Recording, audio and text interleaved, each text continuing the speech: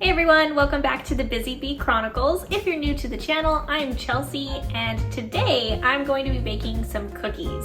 Now, I am actually giving these out as little gifts this year because if you've been watching my channel, you know that I'm doing some choreography for a local musical, and I thought it would be nice to bring everyone a little bag of cookies. So, I'm going to show you the recipe that I use and how I make these festive and a fun little gift. So, let's get cooking. Okay, so the recipe we're going to do is just a butter cookie, but I have a cookie press which I got one year, and it makes a bunch of different shapes. So there's different ones that are Christmas themed for all seasons. So I think I'm going to use a couple of those, and we'll add some sprinkles for decoration. But the recipe is really simple. I'm going to start with 3 sticks of unsalted butter, and they need to be at room temperature. So something that I like to do in order to get it to room temperature a little faster without having to actually defrost it is to cut it up into small pieces.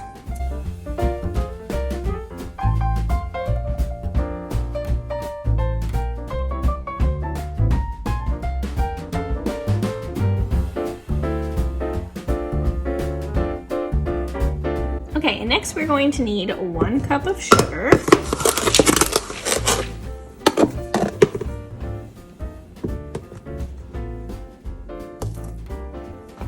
and half a teaspoon of salt.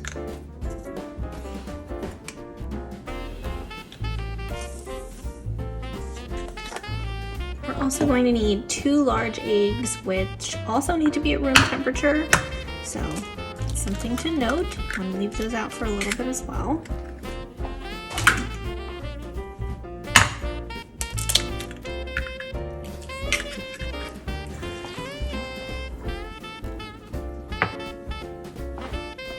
And you're also going to need 1 teaspoon of vanilla extract.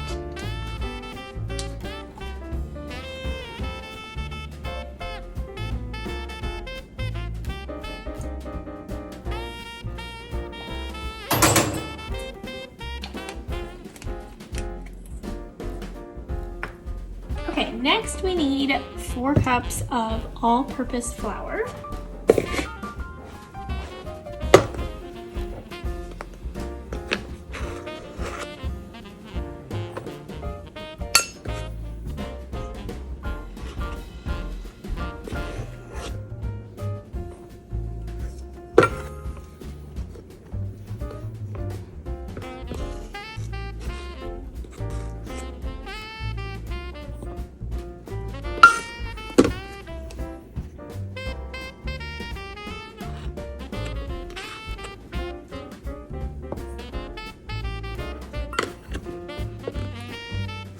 Okay, so then that's all of our ingredients. We have our 3 sticks of butter that we need at room temperature, 1 cup of sugar, half a teaspoon of salt, 2 large eggs, also at room temperature, 1 teaspoon of vanilla extract, and 4 cups of all-purpose flour.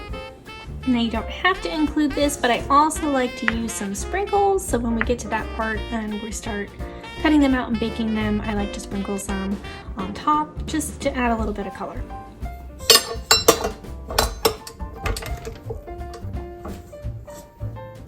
Okay, so our next step is we're going to cream all of the butter and sugar and salt together.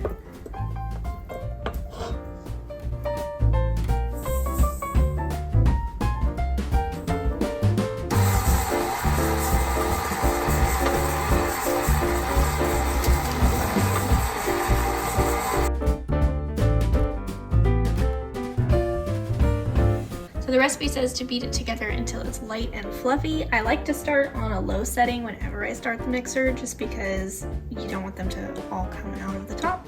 So start low, and then you can work it up to going a little faster once it's getting mixed.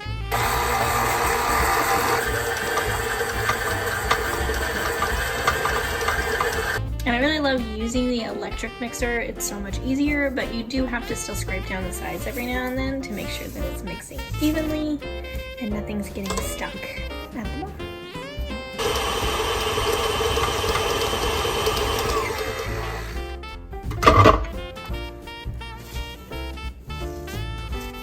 Okay, so next we're going to add the vanilla, and and then the eggs one at a time.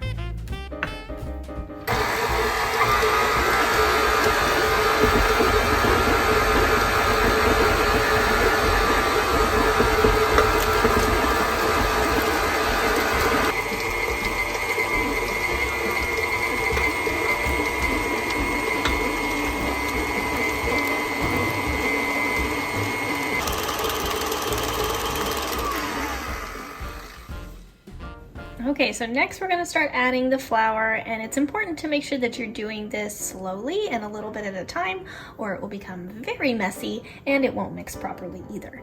So just keep it on low always when you start, mix a little bit in at a time until it's all fully incorporated into the mix.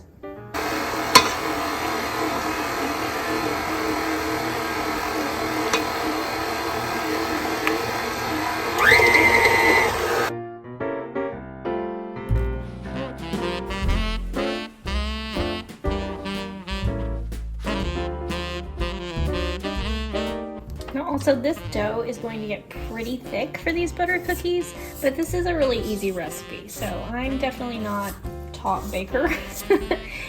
You won't find me on any baking shows. So these are a really simple cookie that even I'm able to do, but know that, yeah, it gets really thick as you're incorporating it. So I feel like I always have to kind of stop and scrape down the bowl a little bit just to make sure it mixes evenly.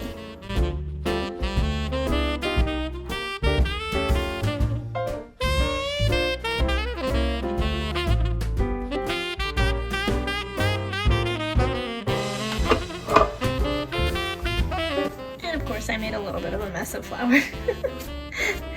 I give advice so you don't do what I do, but I made it go a little bit too fast.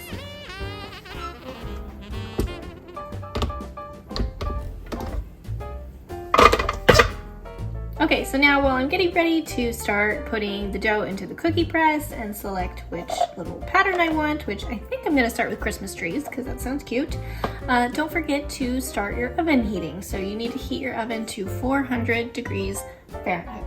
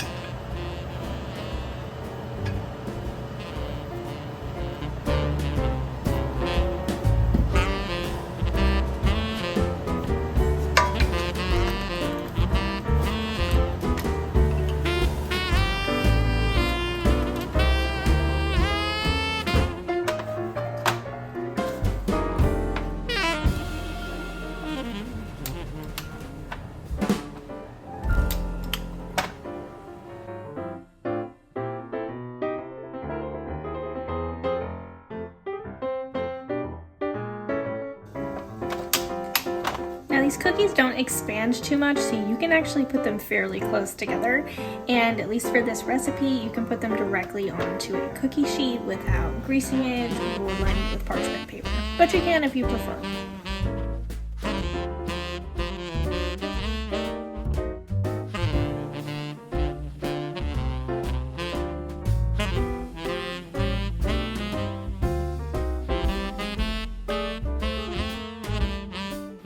Now if you want to, this would be when you add some of your sprinkles, and it's best if you just pinch and put a little bit on each one, but I have learned they spread out, that gets a little bit messy, but you can save some if you slide your cookie sheet down and roll them off onto a plate or something. You just want to make sure that you keep those separate since they've touched raw dough. You don't want to mix them into touching any of your cooked dough.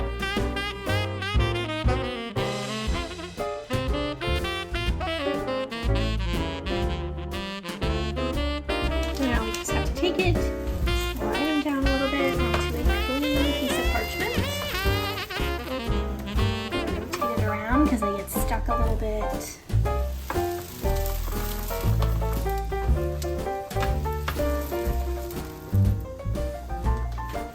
the side. And these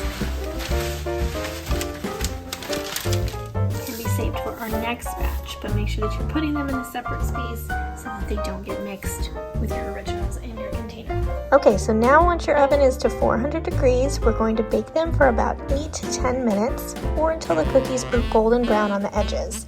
Now I will say I've learned that once they are golden brown, they tend to be a little bit burnt. So I like to start at the lower end and only do about 8 or 9 minutes. Now while your cookies are baking, go ahead and prepare a nice clean space with a cookie rack. I like to cover it with some parchment paper so that I'm ready when they're done to put them here to cool. So while we wait for those to bake, if you'd consider subscribing to my channel, it greatly helps me grow and reach other viewers like you. I also have a lot of other content, so if this is the first time that you're finding me, I do things at home like this, but I also like to travel. I'm a big fan of Disney, big fan of Universal Studios. I have a trip coming up to Disneyland, Universal Studios, and the Warner Brothers studio tour, as well as some cruises coming up. So make sure that you subscribe and follow, turn the notification bell on so that you get notified whenever I post new videos. Okay, let's see how our cookies are looking.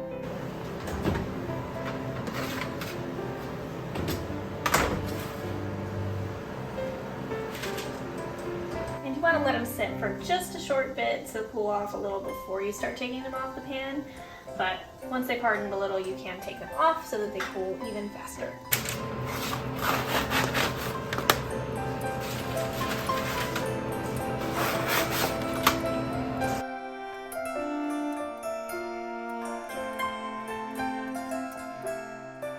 Okay, so now I have a lot more batches of cookies to make, and then I'm going to package them up in some kind of little festive dish to bring to the theater. So hopefully the cast and crew like it. I know all of my dancers, I used to make these for holiday events at the studio, and the dancers really loved them. They couldn't wait, and they would ask me, are you gonna make those cookies this year? So I'm hoping they're a hit. They are a really good, easy cookie, and what I like about them is that you can make them look different. So you can change the sprinkles, you can change the shape if you're using the cookie press. So you get a really pretty colorful variety of the way the cookie looks without having to do a really difficult recipe. So it's very nice in that sense. And they're small. They're tiny, you can bunch them up in little packages or you can put them out on a tray, however you like. Now I really like the cookie press that I use. It is OXO or OXO, I'm not sure how the brand is pronounced, but OXO Good Grips, and it's the 14-piece cookie press set. And it's nice because it comes with everything that you need, and it comes with all of the different press shapes. So they're throughout the season, they're not just Christmas shapes, they're all different kinds. So it's nice, you can make them cookies for year-round, different events, occasions, or just for snack. Another thing that's really nice about these cookies is you can freeze them. Now I don't know if there's a certain date, but I do know you can look up online proper amounts of times to freeze butter cookies, etc. But I have frozen them for at least up to a month and then taken them out to use for different events. So if I had a lot to bake at a time, I didn't have to do it all in one day or in a couple days. I was able to space out my baking, which was really nice. And they taste completely the same after you freeze them than if you don't freeze them. So hopefully you get a chance to try this recipe and bake them on your own in whatever shapes that you want. I also want to really try this recipe using some almond extract instead of the vanilla, but I haven't tried it yet. So if you try it, let me know down below if it was good, but I really like almond extract in cookies. And possibly even dyeing them. I'm thinking of trying to use some food coloring and dye some of the different cookies to see how they turn out. So thank you for joining me today at home for this little holiday baking session, and until next time, thanks for buzzing by.